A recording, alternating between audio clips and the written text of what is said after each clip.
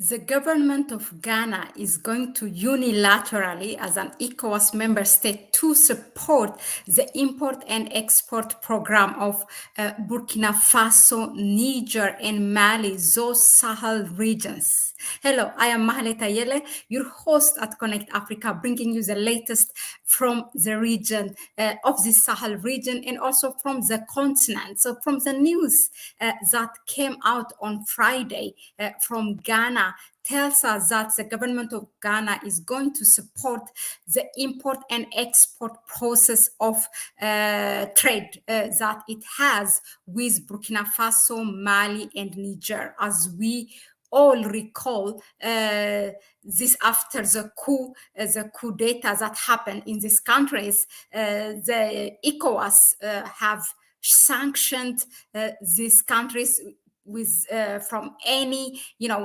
relation, whether it's trade through land, through sea or airspace, everything.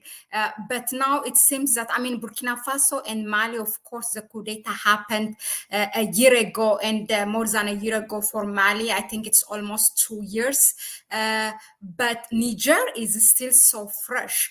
But regardless, so the government of Niger has agreed to support their import and export economy of these three countries. As you know, Niger and all of them, the three countries, are landlocked. They are part of landlocked countries. Let me just share this with you, this news that came out from Ghana this morning, no, on Friday. So this is it. The Ghana Ports and Harbors Authority has put in place some measures to cushion economic operation in Burkina Faso, Mali, and Niger, who imports through the ports of Ghana. So as they are landlocked, they use the port of Ghana to do their import and export. So this is why they have taken a number of measures, actually. This is the general manager,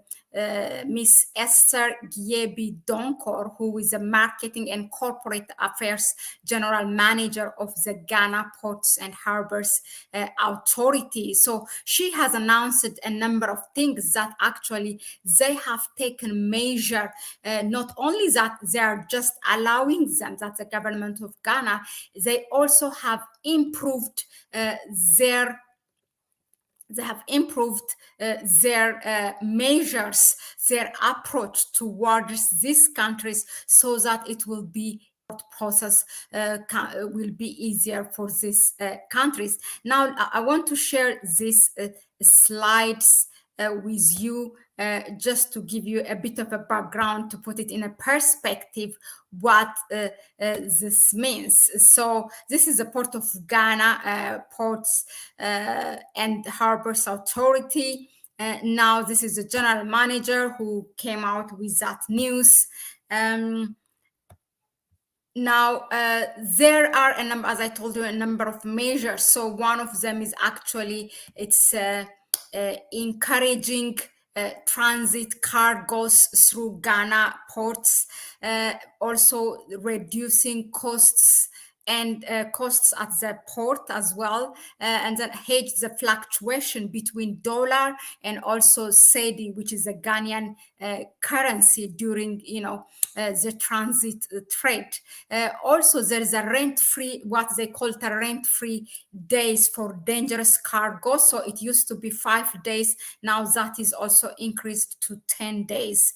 Another measure that they have taken is that providing land and warehouse for them, to plan better for their import and export. Also, there's a draft that can take for any kind of vessel for all cargo types. Another measure that they have taken is that increasing their equipment, meaning the Ghana Ports and Harbors Authority has equipped itself in a better way so that it can give a better service. So among those things, what they have done is they have increased their number of teletracks, their mobile crane, and also top lifters. Not only this, they have also granted or provided a park for 2-track two-track parks, for their transitors that are dealing with, the Burkina Faso, Mali, and Niger import export. So this is really good news, regardless of the what ECOWAS has done now, for us to see, slowly, unilaterally, countries taking their measure, because they know that, I mean, these countries, the ECOWAS has like 15 member states, and they have, the strongest, actually, they are the strongest bloc, regional blocks in Africa. I mean, Africa has, as you know, there are the southern part, it has its own regional blocks, the northern part, the eastern, and the western part also. So the western part is known as ECOWAS. So actually, this is the main reason that regional bloc is established. It's, if you really, the acronym of this, the name of ECOWAS, it's Economic Community of Western African Countries. So they have trades between them. There is, a free movement of people, a lot of trucks in and out. So when they actually sanctioned Niger, not only, the trade has stopped, but those people whose life was depending, from the income that they get, it could be driving those trucks or anything, it is also affected. So it will improve, actually. It's not only on a bigger picture, it improves in a way that it goes to the grassroots level. So I mean, really kudos for Ghana for taking this step. I think I have also a feeling that all of them will lift the sanction, because when the coup d'etat in Mali and Burkina Faso happened, they sanctioned them. They have closed their borders, their airspace, the sea, the land, everything. But then afterwards, they met again. They know that this is not a way to go, and they lifted the sanctions. This news, the one you see, this article is in 2022 during the summertime, when they lifted the sanction against the sanction on Niger. I mean, on Mali and Burkina Faso. Now on Niger, it's not fully, but Ghana, has taken its action unilaterally, and is dealing with the import and export. Still, Niger is using the Ghana port, so which is really a good one, very, that we need to encourage. And leaders are not perfect, but when the governments do something good, we should go ahead and say, kudos, well done. The citizens should not be shy, or should not hold a grudge because of something that they have done, maybe, I don't know, a week ago or 2 months ago. I mean, every day it fluctuates. It's politics, the measures that they took. When something good happens, we should make sure that we come out and we upload those governments. So in this case, the government of Ghana. Now with this note, we also say that here at Connect Africa, other members of ECOWAS, other member states should follow the footstep of Ghana, and open their borders, do the trades that they used to do, because this is not useful for either side.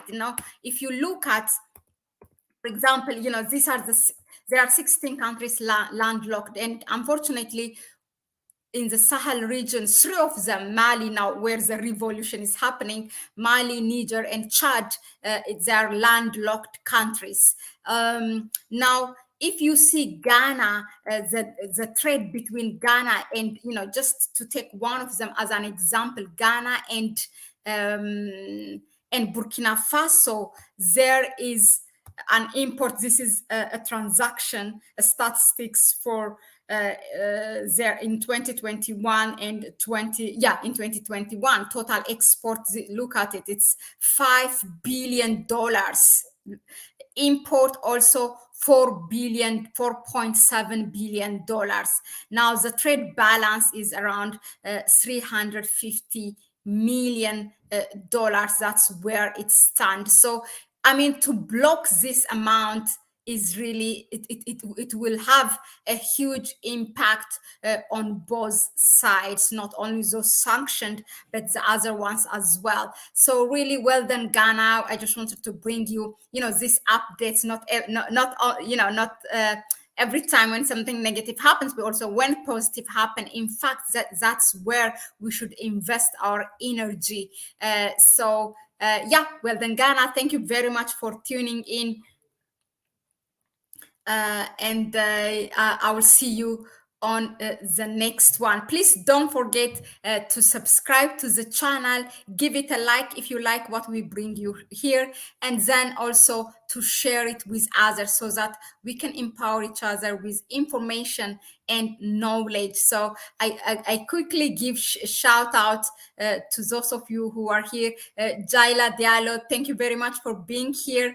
I read your message, I hear you. It's hard to catch which part of the world you are. Usually it's at night at this time. I mean, in the Central European time, this is, and also in Eastern African time, it's in the evening. Taurus Cruz, yes, hello.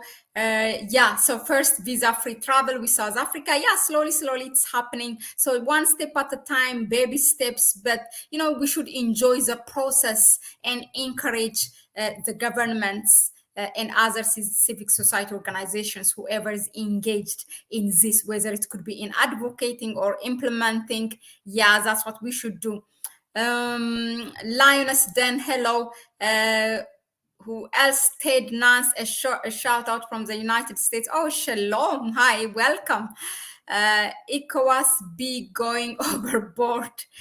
Errol Stamp, it would be good for the continent if Nigeria was more trust. Exactly. Nigeria is a huge country with, beautiful people, really talented people. Just the leadership is failing it. But hopefully it's the people are different. So, it will, it has no option. I'm sure it will follow this step. It will be forced to follow this step. There's no other option.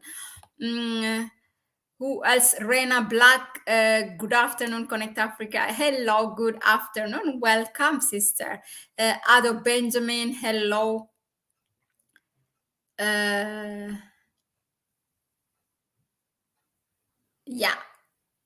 Who else? Hello, Laila, sir.